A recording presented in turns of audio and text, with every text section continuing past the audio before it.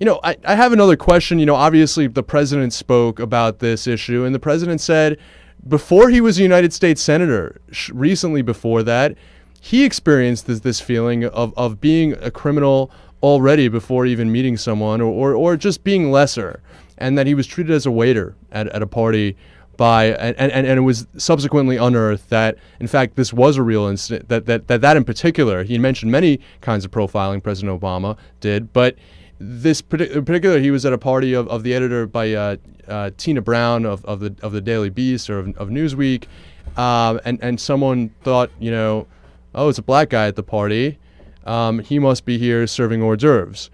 Yeah. You're not the president of the United States, Howard, but you're an attorney for up and coming musical artists in New York City. You've got you've got a JD and an MBA.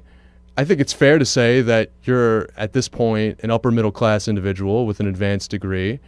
Do you feel that there's no escaping, that there's nothing a black man can do to really achieve equality in this country?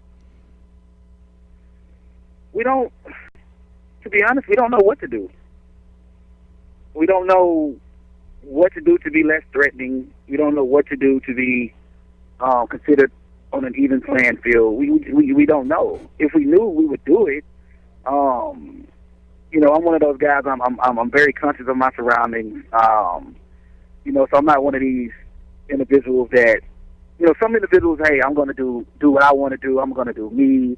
I don't care who's around. I'm not one of those individuals. So if it was something I knew I could do outside of having all these degrees, outside of being respectable, to put myself on an even playing field and to not make myself threatening in a physical sense, or even just threatening, just being suspicious, like I'm going to take something from someone. We don't quite know what to do.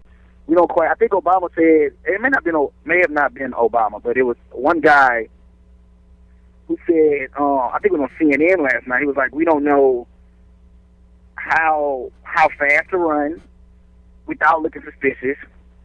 We don't know how slow to run without looking suspicious. We don't know how to get home in a quick enough pace to where we're not suspicious, but you don't follow us, but we make it home, and we don't have an altercation with you and we're killed. We just don't know.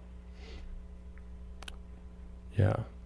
I think you make the point very effectively, and there's a give and take between all citizens in a society in which citizens try and accommodate one another, and that at some point the government or the rest of society needs to accommodate them. And I think right now it's on white Americans and really just American society as a whole to figure out.